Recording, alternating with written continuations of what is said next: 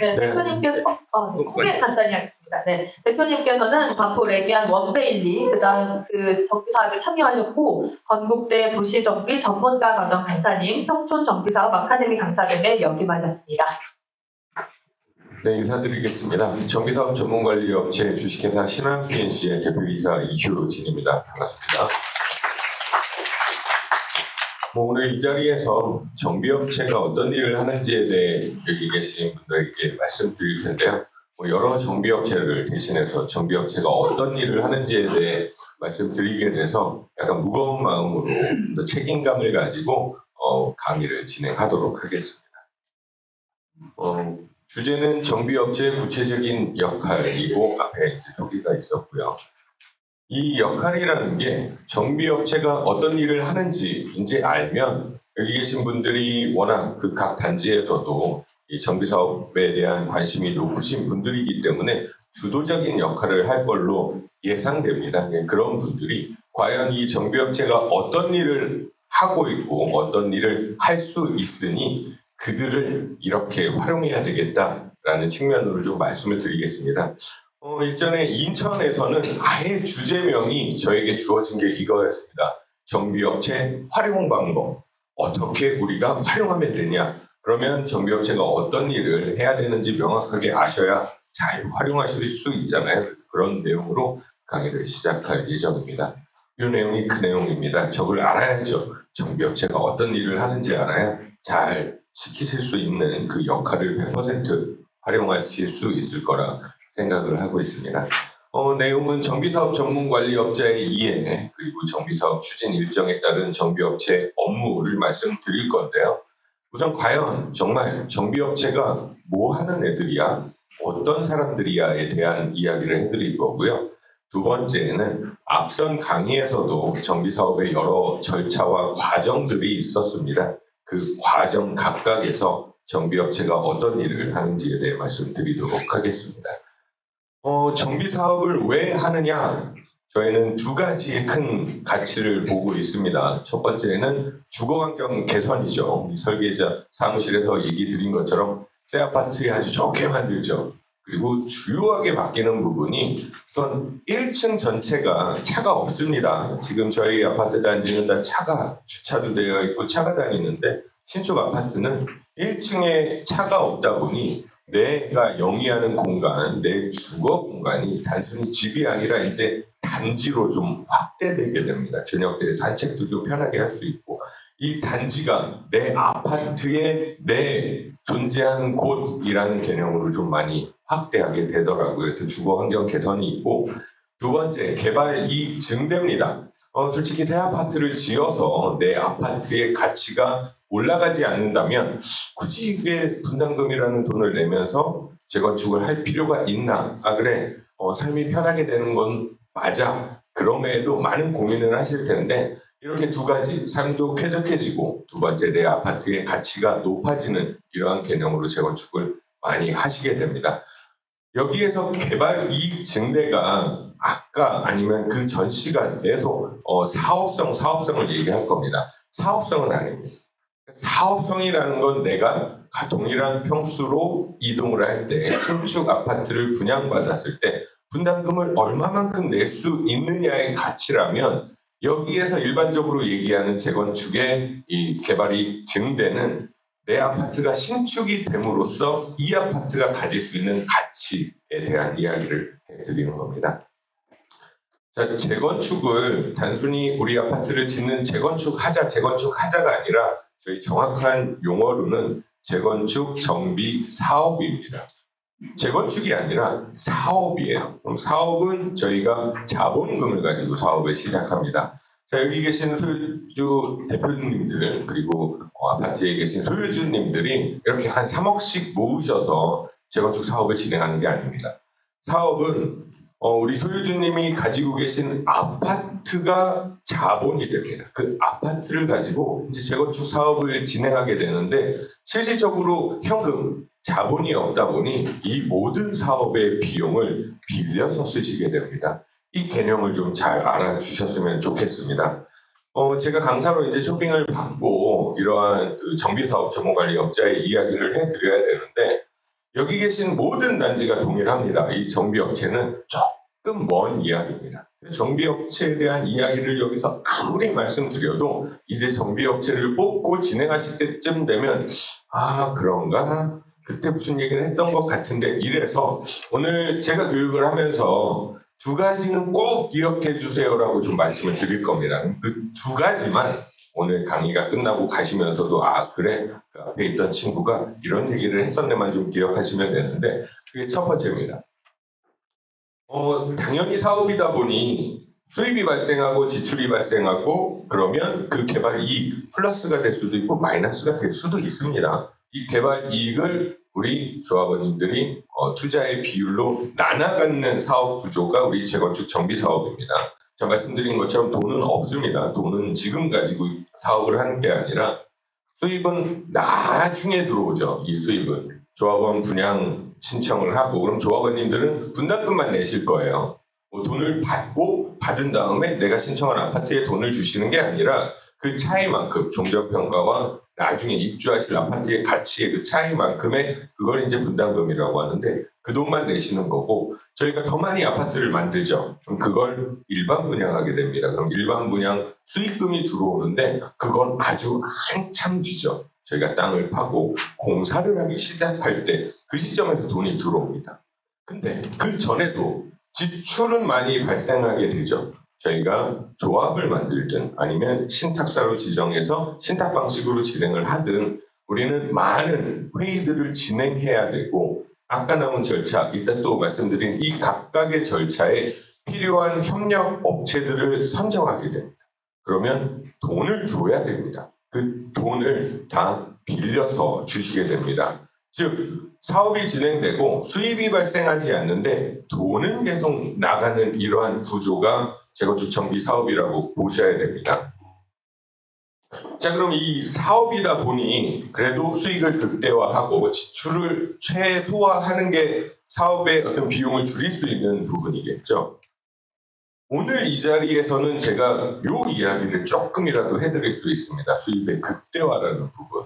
왜? 아직 저희는 정비 계획이 정해지지 않았습니다.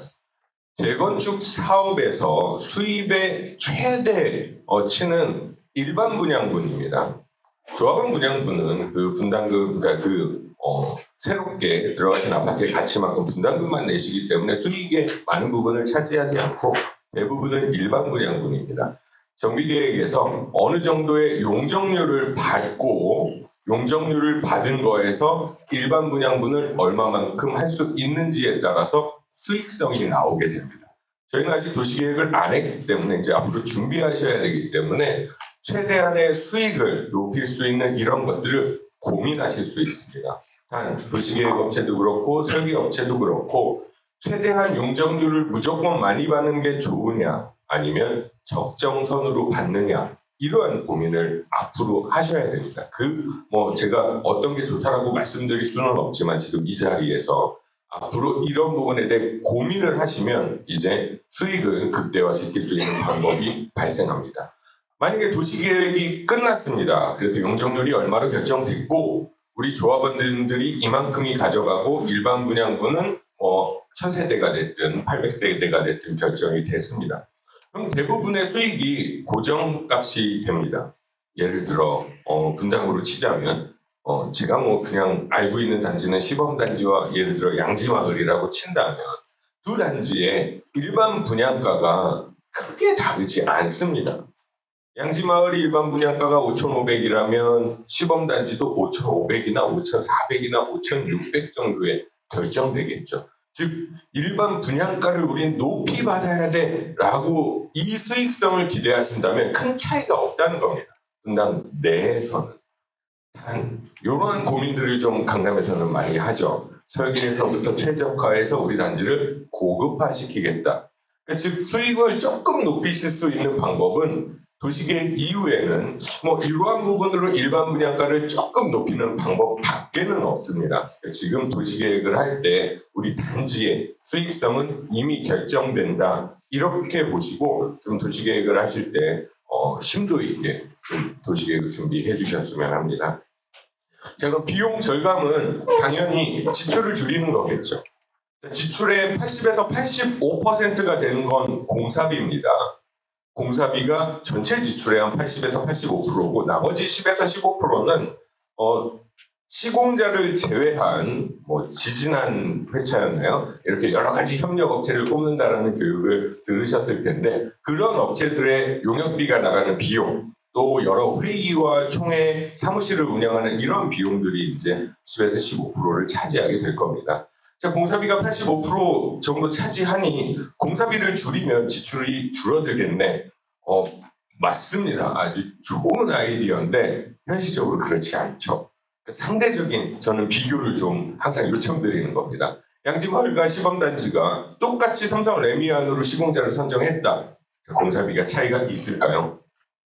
거의 없습니다. 주민들이 원하는 수준도 동일하고 그 다음에 면적도 저희 분당 다 크니까 다 비슷하다면 공사비에서 차이가 발생하지 않습니다. 즉 가장 높은 비중을 차지하는 공사비가 우리 지출을 줄이는 가장 큰 요인이 될 수는 없습니다. 자, 그럼 어떤 게 우리 지출을 가장 줄이게 되느냐? 여기가 요거 무조건 기억해 주셔야 됩니다. 도시및 주거환경정비법에서 재건축이 진행됩니다. 지금 정비계획 단계에는 특별법으로 진행되지만 저희가 그 특별법 정비구역이 정비계획이 정비구역이 지정된 이후에는 도시및 주거환경정비법에 따라 진행되는데 도시및 주거환경정비법은 명확한 절차법입니다. 단계가 끝나야 그 다음 단계로 갈 수 있습니다. 즉 재건축 사업은 사업을 줄이고 싶다고 해서 빠르게 가고 싶다고 해서 한없이 빠르게 갈 수가 없습니다. 각 단계를 모두 통과해야 되기 때문에. 하지만 늘어지고자 하자면 한없이 늘어날 수 있는 게 재건축 사업입니다. 저희 회사에 아픈 손가락이 하나가 있습니다. 반포 1, 2, 4주구가 있는데 저희가 반포 1, 2, 4주구랑 원베일리를 두 군데를 저희가 다 정비업체로서 일을 하고 있습니다. 이 두 구역이 2018년에 관리처분 인가를 받았습니다. 둘 다 동일하게. 근데 2020 지금 5년이니까 2023년 8월에 원베일리는 입주를 했고요. 그러니까 행정적인 절차의 마지막이 관리처분인데 둘 다 행정적으로 동일하게 끝났는데 원베일리는 2023년 8월에 입주를 했고 반포 1, 2, 4주구는 2024년 4월 달에 땅을 파기 시작했습니다. 자, 사업이 늘어질 수 있죠. 내부적인 문제가 있고 아니면 뭔가 합의가 이루어지지 않으면 늘어질 수 있습니다. 늘어지면 뭐가 발생하느냐? 제가 저희 사업은 뭘로 진행한다고 했는지 기억하십니까? 네, 돈을 빌려서 하죠. 그러면 뭐가 발생하죠? 이자입니다. 이자. 그 이자를 최대한 줄일 수 있게 하는 것, 즉 이자를 더 늘리지 않는 것, 이게 제가 생각할 때 비용을 정말 많이 감소할 수 있는 거라고 생각을 합니다. 왜 그러냐면 이자는 눈에 보이지 않습니다. 어느 날 총회에서 어디로부터 아니면 어떤 은행으로부터 이렇게 이자 받기를 모두 결의를 해주셨어요. 현금으로 나가지 않습니다. 자, 우리 주민분들 각 세대당 1,000만 원씩 걷어서 이자 냅니다. 이런 얘기가 없습니다. 그러니 이게 눈에 보이지 않습니다. 체감되지 않습니다. 결국 나중에 됐더니 분담금이 원래 2억이라더니 왜 나한테 3.5억을 내라고 해? 이자가 늘어났기 때문입니다. 재건축 사업은 빠르게 가자 항상 이렇게 신속한 빠른 재건축을 외치시는데 마음속에는 우리 사업이 늦어지지 않도록 최선을 다하자 항상 이런 마음가짐은 지금 시작 시점이니까 꼭 그걸 가지고 사업을 진행해 주셨으면 하는 바람이 있습니다. 자, 그럼 정비사업 전문 관리업자에 대해 좀 이야기를 해드리겠습니다. 이건 신문에 나온 내용이긴 한데 자, 비리 연결고리냐 아니면 조강지처 없는 정비사업이 가능하냐. 정비사업 전문관리업체는 추진위 단계부터 조합을 해산, 청산까지 사업을 지원하는 역할을 합니다. 즉 조합이 설립되기 전 단계인 조합 설립 추진위원회 때 정비업체를 선정해서 조합이 해산하는, 조합이 청산하는, 즉 처음과 끝을 함께하는 용역업체는 유일하게 정비사업 전문관리업체밖에 없습니다. 즉 한 30, 40개 협력업체를 뽑으시겠지만 정비업체만큼 처음과 끝을 오랜 시간 동안 함께하는 업체가 없다라는 말씀을 드리는 거고요. 그러다 보니 일선에서는 모든 비리의 시작이 정비업체로부터 시작된다라는 왜곡된 시각을 좀 가지고 있다고도 합니다. 뭐 이런 부분이 있을 수도 있겠죠. 그만큼 함께하는 시간이 길다라고 좀 이해해 주시면 좋겠고요. 또한 정비사업 전문관리업체는 조합 방식에만 필요한 게 아니라 공공이나 신탁 방식의 정비 사업에도 정비업체를 선정해서 사업을 진행하게 됩니다. 자, 그럼 그 어떤 업체를 선정하게 되는 건가? 어떤 게 정비업체인가? 도시민 주거환경정비법 102조에서는 정비사업 전문관리업체가 이러한 걸 할 수 있고 이러한 기준을 가지고 있어야 된다고 얘기를 합니다. 즉 자본금도 좀 튼튼히 있어야 되고 전문 인력을 보유하고 있어야 되고 이 회사에는 항상 5명 이상의 전문 인력이 상주하고 있고 등기되어 있어야 된다라는 명확한 기준을 가지고 있습니다. 즉 전문가의 자격으로서 정비사업 전문관리업체를 할 수 있게 해줬고요.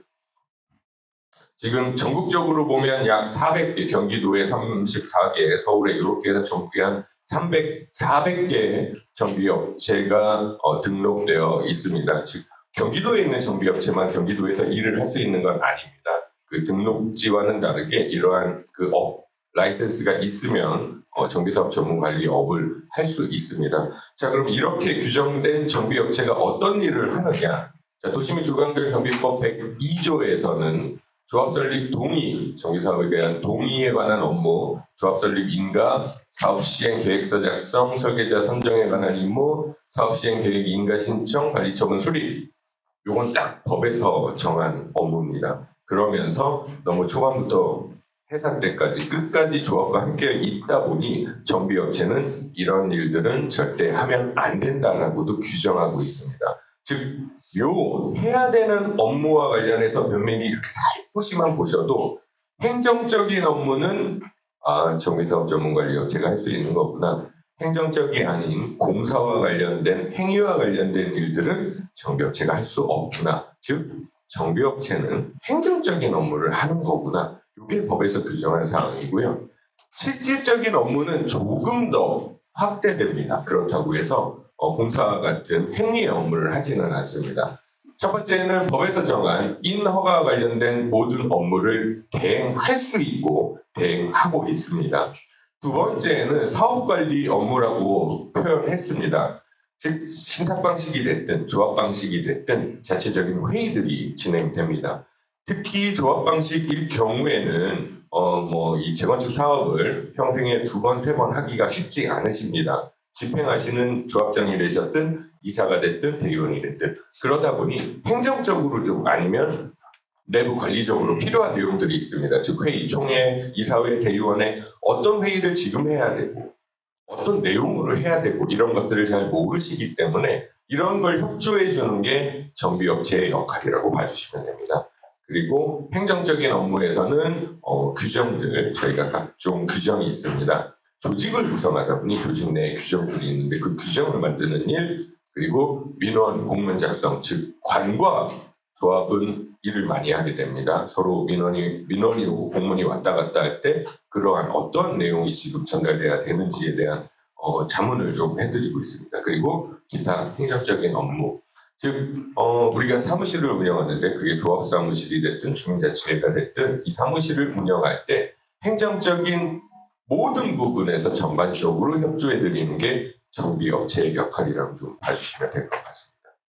자, 여기까지만 보면 그래 행정사의 업무 뭔가 문서를 대행하는 업무라고 생각을 하실 겁니다. 대행은 맞는데 정비사업 전문관리업체에는 주도적인 업무의 역할을 하게 됩니다. 자, 정비사업의 절차 요거 많이 보셨죠? 오늘도 2번째 전 시간에도 보셨을 거고 한데 정말 여러 번 이건 보셔야 요 단계 이렇게 되는구나를 이해하실 수 있으실 것 같아서 저는 여러 번 보셔도 충분히 충분히 필요하다고 생각을 합니다. 단 저는 행정적인 부분에서 간단하게 몇 가지만 좀 말씀을 드리겠습니다. 아까 말씀드린 것처럼 도시및 주거환경정비법은 절차법입니다. 그 다음에 정비업체가 하는 게 주요하게 인허가 행정 대행이라고 말씀을 드렸죠. 그게 제일 재건축에서 중요한 부분입니다. 자, 저희는 대부분의 단지가 여기에 있죠. 특별정비계획 수립을 아직 하기 이전의 단계. 이 단계는 저희가 특별법에 의해서 진행이 됩니다. 그래서 정비구역 지정받게 되면 말씀드린 것처럼 도시및 주거환경정비법으로 진행이 되는데 여기에는 기억하셔야 될 인가가 크게 3개가 있습니다. 첫 번째는 조합설립 인가입니다. 신탁 방식에서는 사업 시행자 지정 고시가 되겠죠. 그 단계가 무조건 필요한 거고 그 다음이 사업 시행 계획 인가, 그 다음이 관리 처분 인가 이렇게 3개의 행정적인 절차가 무조건 통과돼야 됩니다. 그래야만 다음 공사에 들어갈 수 있는데 당연히 조합 설립을 인가하든 사업 시행자를 지정 고시하든 이 단계가 뭐냐면 이제 우리 주민들이 이 재건축 사업을 진행하는데 조직을 만들어지는 겁니다. 이 조직으로 우리는 사업을 진행하겠다. 지금은 그냥 주민분들이에요. 저희가 그냥 편하게는 토지 등 소유자라고 하는데 그냥 주민이에요. 사업을 할 수 있는 주체가 아닙니다. 이때 비로소 사업하는 주체가 되십니다. 그걸 관해서 땅땅땅 해주는 게 이제 요 인가라고 보시면 되고 두 번째 인가가 사업시행 계획 인가입니다. 요 두 번째 교시에서 설계자 분이 말씀을 해주셨죠. 우리 아파트를 이렇게 지을 거예요. 아까 그림 많이 보여주셨잖아요. 그 그림이 완성되는 게 사업시행 인가라고 보시면 돼요. 몇 평형이 지어지고 몇 평형이 몇 세대 지어지고 어떻게 만들어지고 이렇게 그림으로서는 완료. 그러면 신축에 대해 평형 아파트가 몇 세대인지 이제 나오죠. 그림이 완료되면 다음이 분양 신청을 이제 하시게 돼요. 우리 소유주님들이 나는 지금 40평에 살고 있는데 나는 50평 분양 신청할게 이렇게 신청을 하시게 되죠. 왜냐면 50평이 몇 세대 이런 건 다 나왔으니까. 자, 몇 평 가실지도 결정하셨어요. 그리고 나서 나타나는 단계가 관리처분 인가인데 어려운 게 아닙니다. 뭐 종전을 평가하고 종무 가치를 해서 뭐 이런 개념이 아니라 결과적으로는 뭐냐 비용 정산을 하는 겁니다. 하나 40평 가다가 50평 가니까 분담금이 2.6억이네. 2.6억 나 내면 되겠네.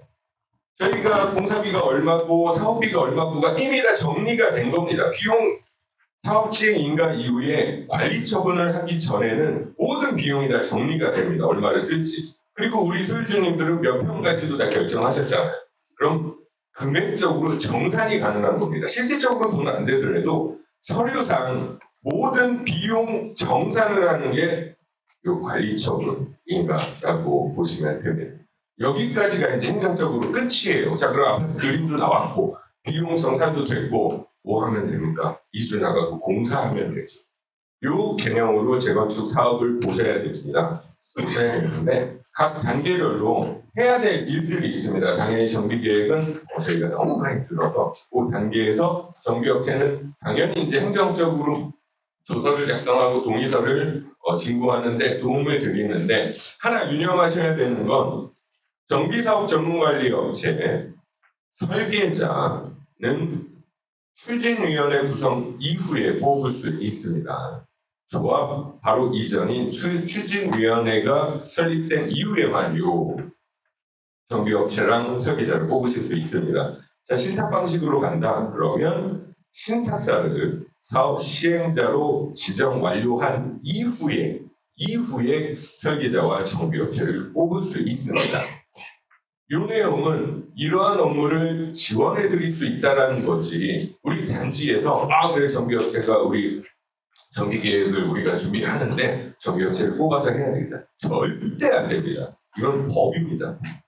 네. 도시및 주거환경 정비법에서 어떤 추진위원회 때는 이렇게 딱 2개만 뽑을 수 있습니다. 나머지 모든 업체는 조합 설립 이후 신탁사를 사업 시행자로 지정한 이후에만 뽑으실 수 있다는 걸 꼭 명심해 주시기를 말씀드리도록 하겠습니다. 그리고 이제 조합 설립을 하게 되면 당연히 추진이 구성하고 조합 설립하게 되면 정관을 작성한다든가 이런 서류적인 부분들을 좀 만들어 드리고 그리고 나서 저희 소유주님들에게 동의서를 받으면 그 동의율을 이제 산정하게 되죠. 6월 4일부터 법이 바뀌게 되면 이제 조합 설립하는데 70% 제가 이해하는 수준에서는 만약에 시행 방식을 신탁 방식으로 했을 때는 전체 소유자의 50%의 동의를 받으면 사업 시행자로 지정을 받을 수 있는 이러한 동의서 산정이 있는데 여기에서의 이 정비업체의 역할이 중요한 부분이 하나가 있습니다. 뭐냐면 명확한 우리 소유자님들을 판단하고 분석해서 동의율에 문제가 없도록 서류를 검토하는 역할. 정비업체의 이 아까 말씀드린 세 가지 인허가 중에 정비업체가 제일 필요한 부분이 첫 번째가 그러니까 제일 중요한 단계가 관리처분 인가대고요. 이건 정말 정비업체가 할 수 있는 최고의 저는 정비업체의 꽃이라고 얘기를 하는데 관리처분 때문에 원래 정비업체를 뽑는다라고 생각하셔도 됩니다. 두 번째 주요한 역할이 바로 조합 설립 인가의 역할이 아닐까 생각합니다. 사업시행 인가의 반장은 좀 전 2교시를 책임졌던 설계자가 사업시행 인가의 반장입니다. 그때 설계안을 확정하는 거잖아요. 정비업체는 서류적으로 협조를 하는 거지 그 내용과 관련해서는 설계자가 반장입니다. 그렇지만 관리처분과 조합 설립 인가는 그 내용적인 측면에서 만들 수 있는 유일한 업체가 정비사업 전문관리 업체입니다. 이 얘기를 좀 하고 싶었던 겁니다. 정비사업 전문관리 업체가 행정적으로 업무를 대행하는 역할만 하는 게 아니라 이러한 인가상 관리처분 인가와 조합 설립 인가와 관련해서는 정비업체가 주도적으로 문서를 만들고 이 만들어진 문서가 문제없도록 하는 역할을 하는 게 정비업체입니다. 다시 복기를 하면 관리처분 인가의 중요한 부분은 어느 부분이 조합원님이시고 조합원님이 명확한지 조합원님들에 대한 권리를 명확하게 분석하는 게 필요합니다. 만약에 관리처분이 잘못되면 조정법은 다시 필요해요. 그냥 신청부터 다시 해야 되고 단계를 밟아야 되고 즉 각각 인허가 단계에서 정말 실수가 없도록 이런 업무 처리를 해드리는 게 정비업체라고 좀 말씀을 드릴 수 있겠습니다. 그래서 관리처분까지 좀 말씀을 드렸고 그리고 공사하고 들어갈 때 뭐 저희가 준공인가라고 하는데 이건 뭐 정비업체의 큰 역할은 아닙니다. 대신 준공인가 한다고 하면 이전 고시라는 작업이 있는데 이게 이제 다시 권리가 우리 소유주님들에게 돌아오는 이러한 등기와 관련된 업무입니다. 그리고 이전 고시 관련해서 아마 정비업체가 큰 역할을 해드릴 거고요. 조합 방식이든 신탁 방식이든 정비사업에서의 절차는 동일합니다. 하나도 다른 게 없습니다. 라고 말씀드리지만 하나가 다르죠.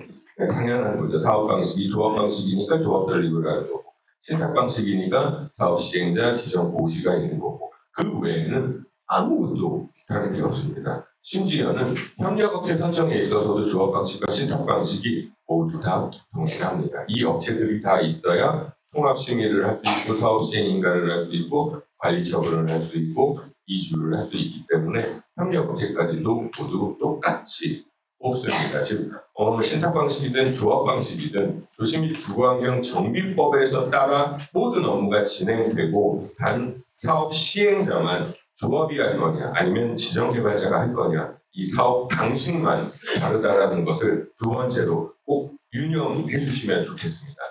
이 두 번째 유념의 본질은 뭐냐면 사업 시행자가 신탁사니까 신탁사가 책임 있게 할 거야 라는 생각을 하시면 안 된다는 겁니다. 신탁 방식인 거지 이 재건축 정비 사업에 아까 말씀드렸죠. 출자를 하신 주주라고 표현해야 되는 주민이십니다. 신탁사가 책임을 가지고 하는 모습을 관리, 감독을 꼭 하셔야 되는 이러한 역할이라고 좀 말씀을 드리도록 하겠습니다.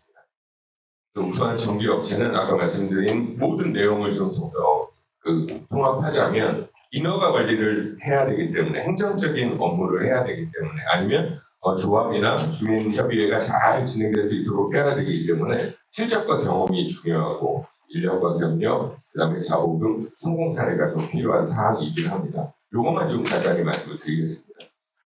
정비사업은 변수들이 좀 많이 존재합니다. 저희 이 분당도 하나의 변수로 인해서 지금 움직이고 있죠. 특별법이다.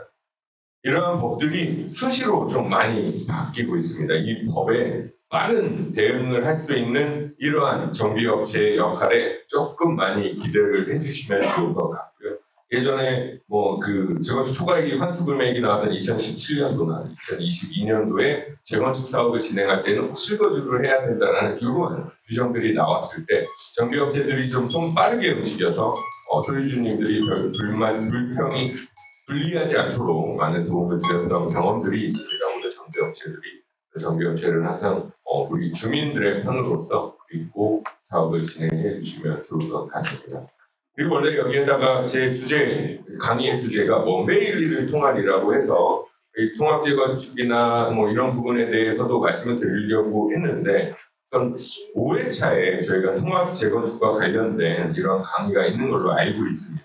그래서 뭐 원베일리 사례 연구해서 요렇게 했습니다. 혹시 그때 못 오실 분들에게 간단히 하자면 우선 제자리에 했죠. 10만 포사차는 여기에서 일로 동일한 위치로 기존 아파트들이 새롭게 배정받을 수 있는 뭔가 프로그램을 구축했었고 그 다음에 독립장산지 즉 관리처분을 6개의 단지가 따로따로 진행해서 수익과 지출을 따로따로 정산하는 이러한 것들을 해본 사례가 있습니다. 그래서 우리가 통합재건축과 관련해서 다다음 회차 때 많은 논의를 하시겠지만 문제가 있으면 문제를 해결할 수 있는 방법도 분명히 있다. 이 얘기만 제가 오늘 마무리를 하고 아마 5회차 때 그 내용과 관련해서는 좀 더 심도 깊게 이야기를 할 수 있지 않을까 생각이 듭니다. 네, 여기까지 발표를 마치고 여기 뒤에 붙어 있죠. 자, 추가 질문해 주셨던 내용 좀 간단히 말씀드리겠습니다. 조합원 분양시 이렇게 나래비를 세운다는 거죠. 1등부터 1000등까지 딱 줄 서서 몇 동 몇 호 가실래요? 요 개념인데 저희가 분양 신청 시점 아까 말씀드린 사업 시행 인가 이후에 관리처분 전에 분양 신청하는 건 몇 평 할래만 합니다. 그 분양 신청이라는 첫 번째 단계는 내가 40평대인데 나 50평 아파트 신청할게. 이게 이제 분양 신청의 정확한 개념이고요. 동호수 배정. 제가 이제 50평을 갈 수 있게 되었습니다. 아까 그 2교시 때 말씀하신 그분의 얘기대로 제일 좋은 층의 남양의 한강변에 그래서 권리가액이 제가 제일 높아서 제가 1순위로 선택할 수 있습니다. 이게 몇 동, 몇 호, 몇 층에 가는 걸 선택하는 게 아니라 당연히 권리가액이 높으니 평형과 관련해서는 어떤 평형이든 이분이 신청하시면 떨어질 리가 없다라는 의미입니다. 자, 그럼 동호수 추첨은 언제 하느냐? 관리처분 이후 저희가 착공, 공사 들어갈 때쯤 하게 됩니다. 자, 첫 번째로 말씀드릴 수 있는 건 저희 분당 내 모든 단지들은 일반 분양분을 좀 많이 만들 수 있는 상황이 됐습니다. 그렇기 때문에 분양 신청 때 조합원 분양분과 일반 분양분을 구분할 겁니다. 대부분 인기가 없는 1층부터 저층은 일반 분양으로 빼고 요즘은 탑층들은 인기가 많습니다. 그래서 저층들은 일반 분양으로 빼고 정말 좋은 층 위주로 우리 조합원님들이 분양을 받을 수 있게 이미 세팅은 되어 있습니다. 그럼에도 이런 말씀하시죠. 나는 이쪽에 예를 들어 역과 제일 가까운 동이었으니 나 여기 갈래. 이게 이제 이런 의미겠죠. 동이지, 향층 특정해서 분양해도 되나요? 우선 몇 평형이 어디에 위치하냐는 사업시행인가 이후에 결정됩니다. 그때 계속 바뀌어지겠죠. 우리 사업성상 최대한 남양을 많이 하려면 어떠한 형태로 만들고 어떠한 평형대가 어디에 위치돼야 되냐는 계속 바뀌고 계속 합니다. 아까 그 설계사무실 전무님도 그런 말씀을 하셨잖아요. 계속 리서치를 받아서 관리처분 때도 막 이런 내용이 있는데 그렇기 때문에 통합정비협의서 이게 제가 예측컨대 아마도 세네 개 단지가 통합으로 하니까 초반에 협의서를 쓰시는 그 내용인 것 같은데 거기에 이걸 넣을 수가 없습니다. 네. 동향과 위치는 향후 언제 이 내용에 대해서 서로 논의를 하시느냐 관리처분 계획을 준비할 때 관리처분 계획에 동호수 배정과 관련해서는 어떻게 한다라는 내용이 한참 뒤인 관리처분 때 됩니다. 자, 지금 넣을 수 있겠죠. 그때 가서 또 총회 의견을 받아야 돼요. 관리처분 계획은. 그러면 예전에 했으니 우리 또 똑같이 동일하게 이때 예를 들어 오케이를 했으면 그때도 합시다. 할 수도 있지만 안 한다고 어떻게 할 수가 없습니다. 그래서 큰 의미가 없는 이러한 행위에 대해서는 굳이 하실 필요는 없다. 지금 큰 관점에서 통합재건축을 하는데 어떠한 방식으로 우리가 크게 논의를 할 건지 큰 틀에서만 좀 협의서에 넣어주셨으면 하는 바람입니다. 두 번째는 요건 주요한 사항이죠. 두 개를 좀 나누겠습니다. 상가는 이분의 질문을 보면 상가조합원은 아파트를 받을 수 없다는 판결 요건데 제가 정확하게 말씀을 드리겠습니다. 우선 2년 전에 국토교통부에서 가이드라인은 나왔습니다. 표준정관이 아닌 시행령에 나와 있는 내용대로 해라. 관리 처분을 할 때 부대복리 시설과 관련해서 그 분양을 할 수 있는 그 권리는 우선은 표준정관에는 분양받지 않았을 경우의 아파트를, 그러니까 상가분이 상가를 분양받지 아니한 경우를 아파트로 가져갈 수 있게끔 했지만 시행령, 즉 법에는 안 만들었을 때의 기준입니다. 건설하지 아니하는 경우, 안 받아가는 게 아니라 안 했을 경우, 즉 상가가 지어지는데 상가조합원은 이미 아파트를 받을 수 없는, 보기 몇 가지는 있죠. 너무 상가를 큰 거 가지고 있어서 상가를 내가 가져갔는데도 뭐 남거나 이러한 조건이 아닌 경우에는 이미 아파트를 받을 수 없는 상황이 됐습니다. 이번에 나온 판결은 그 아파트를 상가를 가져가고도 아파트가 이제 아파트 상가가 너무 커서 상가를 가져갔는데도 그 남아있는 제 권리 가액이 있습니다.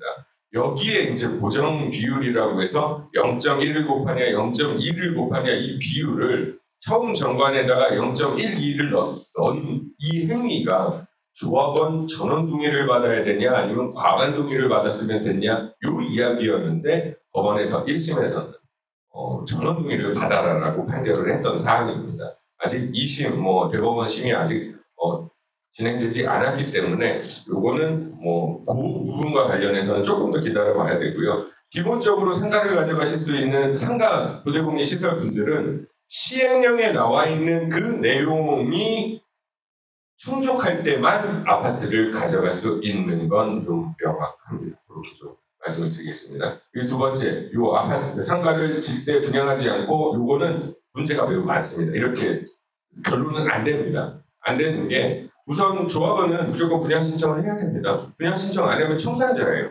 예를 들어 부대복리 시설을 가지고 있는 사람이 이거 우리 그냥 통합으로 해서 사업하기로 했으니까 저 분양 신청 안 할게요. 그러면 법에서 이 사람은 그냥 청산자입니다. 분양 신청을 안 하면. 그리고 또 하나 좀 남는 부분이 있어서 남는 부분을 향후 언제 만들어질지 모르는 입주자들 부여해 준다. 이건 재건축 정비 사업입니다. 사업의 주체는 지금 살고 계신 소유주님들이죠. 아파트 짓고 나자마자 이사 가실 수도 있지. 그럼 그 수익을 남에게 줄 수도 있는 이러한, 그러니까 누구에게 넘길 수 있는 주체가 되지 않습니다. 우리 지금 살고 있는 우리 조합원님들이 수익으로서 끝내는 이게 이제 재건축 정비 사업이라고 보셔야 돼요. 그래서 이 내용은 법적으로 불가한 그런 사항입니다. 그리고 마지막으로 원베일리한테 비용 항목 브레이크다운 n분의 1 단지별 어려운 것 같습니다. 제가 말씀드렸습니다. 어려워도 문제가 발생하도 항상 답은 있다. 정말 잘 정리하면 충분히 단지별로 나눌 수 있습니다. 그렇게 나눴기 때문에 지금 원래 이걸 제가 좀 이런 걸 보여드려야 되는데 그랬기 때문에 한강이 보이면 55, 한강이 안 보이는데도 55억, 한강이 보이면 70억 이런 아파트가 되지 않았나 이렇게 생각합니다. 통합재건축은 주민분들이 서로 합심해서 협의를 얼마만큼 잘 이루어내느냐. 아까 말씀드린 반포1, 2 사주구는 통합재건축 아닙니다. 단독입니다. 원베일리는 통합입니다. 둘 다 2018년도에 관리 처분을 받았지만 더 어려운 것 같은 통합 재건축이 더 빨리 입주한 상황이 발생했습니다. 그래서 이런 부분에서 너무 고민과 불만만 나올 게 아니라 분명히 해결할 여지들이 있기 때문에 그런 긍정적인 방향으로 사업을 진행해 주시기를 간곡히 부탁드리며 발표를 마쳐야 될 것 같습니다.